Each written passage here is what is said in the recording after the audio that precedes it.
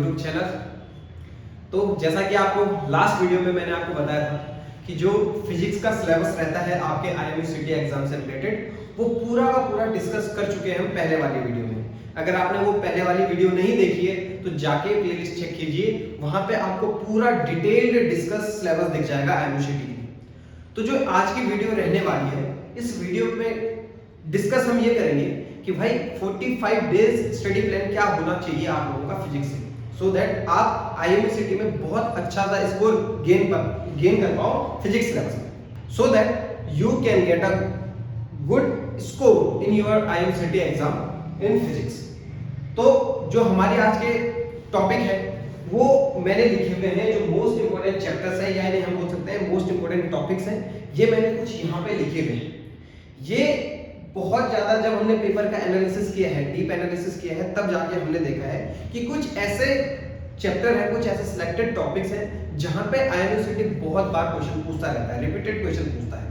तो ये कुछ मेजर टॉपिक्स हैं, बाकी ऐसे नहीं है, हम ये नहीं बोल रहे कि बाकी सारे के सारे आपने छोड़ देने हैं, वो नहीं छोड़ने, बट ये कुछ मेजर टॉपिक्स हैं जिनके ऊपर आपको ज्यादा फोकस करना है, क्योंकि अभी टाइम ज्यादा नहीं है। तो ये वीडियो ही इसलिए बनी है कि आपके लिमिटेड टाइम में क्या स्ट्रेटेजी होनी चाहिए फिजिक्स में अच्छा स्कोर लाने की। बाकी जो अदर चैप्टर हैं इनके अलावा उनको भी आपको थोड़ा थोड़ा पढ़ना है। देखो, दो तरीके के लोग होते हैं, एक जिन्होंने पूरा 11th-12th अच्छे से पढ़ा होगा, पूरी NCERT को अच्छे से लाइन टू लाइन अच्छे से पढ़ रखा होगा, तो उन लोगों को तो कोई नीड नहीं है ऐसी स्ट्रेटेजी करने के लिए।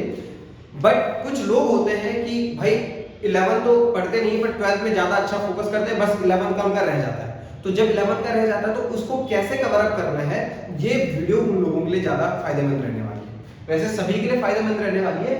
हमारे पास जो स्ट्रेटेजी होनी चाहिए वो कैसे कैसे होनी चाहिए, अगर आप इसको अपने डेली लाइफ में अप्लाई करोगे तो हमें उम्मीद है कि आप लोग इससे बहुत अच्छा बेनिफिट प्राप्त करोगे। बाकी आगे बढ़ते हैं वीडियो में, और वीडियो में आगे बढ़ने से पहले अगर आप लोगों ने चैनल को अभी तक सब्सक्राइब नहीं किया है तो प्लीज चैनल को जरूर से सब्सक्राइब कर दें। तो आगे बढ़ते हैं और डिस्कस करते हैं हमारे पास 45 days study plan for physics IMU-CT exam. तो जैसा कि आपको दिख रहा है कि ये मैंने लिखा है यहाँ पे मोस्ट इंपोर्टेंट चैप्टर्स। सबसे पहले बात करते हैं चैप्टर की unit and measurement. Unit and measurement बच्चा ऐसा चैप्टर है कि पूरा आपका 11th एंड 12th को कवर अप करता है। यूनिट एंड मेजरमेंट में क्या होता है कि कैसे क्वेश्चन पूछते हैं वो मैं आपको बताता हूँ। आपके पास एक फिजिकल क्वांटिटी दे दी जाएगी, उसका क्या पूछेगा, उसका यूनिट पूछ लेगा, उसकी डायमेंशन पूछ लेगा, इसी के ऊपर क्वेश्चन बनते हैं। जैसे बोल दिया कि भाई हमारे पास स्पीड है या हमारे पास इलेक्ट्रिक फ्लक्स है, तो इलेक्ट्रिक फ्लक्स की यूनिट क्या है, उसकी डायमेंशन क्या है, इसी के ऊपर क्वेश्चन बनते हैं डायरेक्ट। फिर जो हमारे पास सेकंड चैप्टर है वो है आपके पास laws of motion. Laws of motion, हाँ, और एक बात और, क्वेश्चन किस तरीके से बनने वाले हैं, ये बनते हैं आपके पास कॉन्सेप्ट के ऊपर बेस्ड। बहुत कम न्यूमेरिकल्स बनते हैं, जो न्यूमेरिकल बनेंगे वो डायरेक्ट फॉर्मूला बेस्ड बनने वाले हैं। अगर आपको फॉर्मूला पता है, आप फॉर्मूले में अप्लाई करो, डायरेक्ट आपके पास आंसर आ जाएगा। आपको इतना ज्यादा हेक्टिक या लोड लेने की नीड नहीं है कि हमारे पास न्यूमेरिकल इतने भयंकर आते हैं, इतने ज्यादा न्यूमेरिकल नहीं आते। आपका कॉन्सेप्ट एकदम क्लियर रहना चाहिए, आप बहुत आसानी से उन सारे क्वेश्चंस को सॉल्व कर लोगे। दूसरा चैप्टर है laws of motion. Laws of motion में, और जो खासकर बात करूं मैं पुली सिस्टम, पुली सिस्टम के ऊपर क्वेश्चन बनते ही बनते हैं कि हमारे पास 1 पुली सिस्टम, 2 पुली सिस्टम की एक पुली में हम लोड डाल रखे हैं और इस पुली को हम किसी रोप की हेल्प से नीचे खींचते हैं, तो बताइए वर्क डन कितना होगा, उसकी इक्वेशन ऑफ मोशन क्या होगी, ऐसे क्वेश्चन पूछे जाते हैं। ठीक है, इसमें न्यूमेरिकल बनने के चांसेस भी रहते हैं। तो यहाँ पे न्यूमेरिकल आप देख सकते हैं आराम से, आप फॉर्मूला आपको अगर पता है तो आप इसका न्यूमेरिकल आराम से कर सकते हैं। देन हमारे पास आता है वर्क, एनर्जी एंड पावर। ये तो बहुत इंपॉर्टेंट है, बहुत इंपॉर्टेंट है, इसको स्टार मार्क कर लो, ये ज्यादा इंपॉर्टेंट है क्योंकि बहुत रिपीटेड क्वेश्चन बनते हैं हमारे वर्क, एनर्जी एंड पावर से। बहुत बेसिक चैप्टर है, बहुत आसानी से पढ़ा जा सकता है, ज्यादा कोई रॉकेट साइंस है नहीं इसमें। और अगर आपने इसके ऊपर अपनी कमांड बना ली तो बहुत आसानी से बहुत अच्छा स्कोर कर सकते हो आप फिजिक्स में।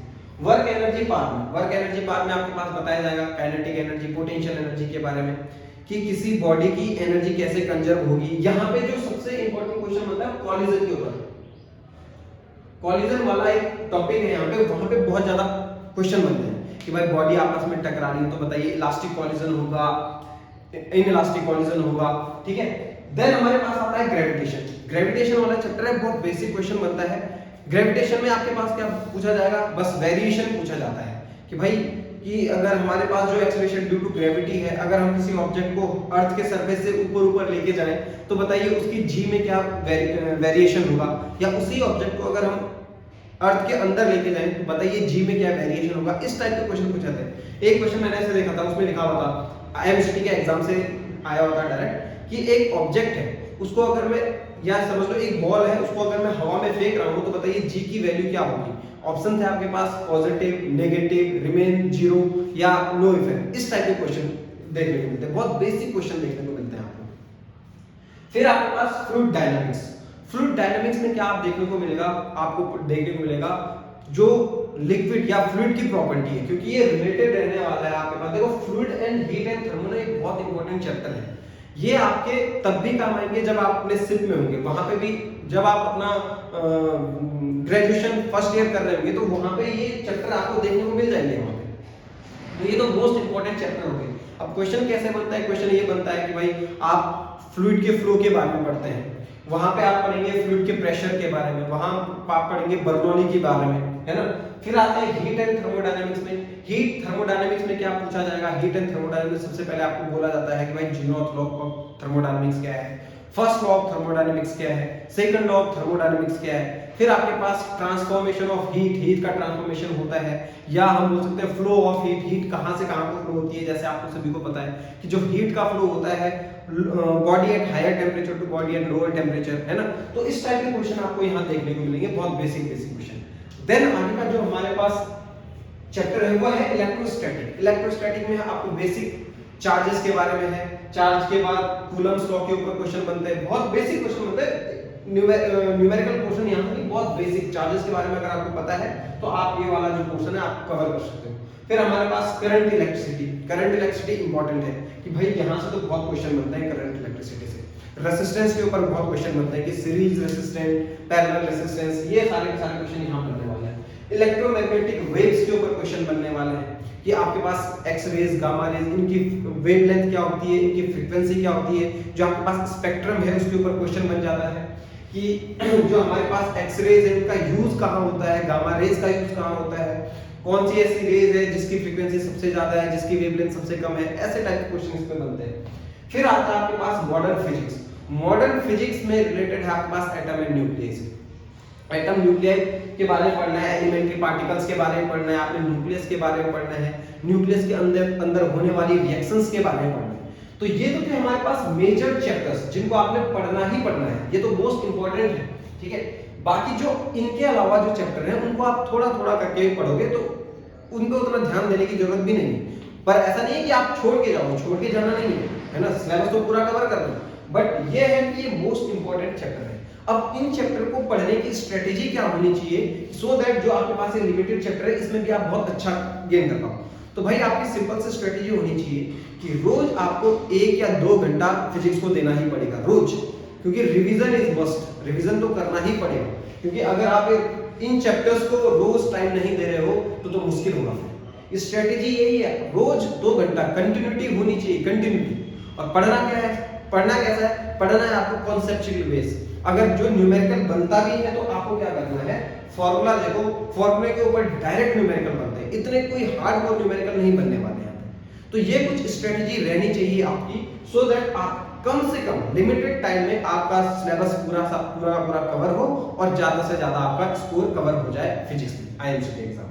बाकी ऐसा नहीं है कि सिर्फ आईएमसीटी तक की, बाकी कई कौन से एग्जाम है इनमें भी क्वेश्चन बन जाते हैं इन चैप्टर से, वो खैर बात की बात है। बट आपको मेन अभी आईएमसीटी के ऊपर फोकस करना है और ये चैप्टर्स है, इन चैप्टर्स के ऊपर ज्यादा फोकस करना है।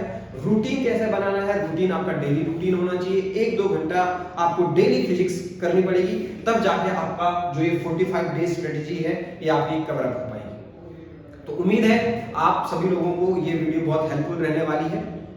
तो मिलते हैं आपको नेक्स्ट वीडियो में। टिल देन गुड बाय, जय हिंद।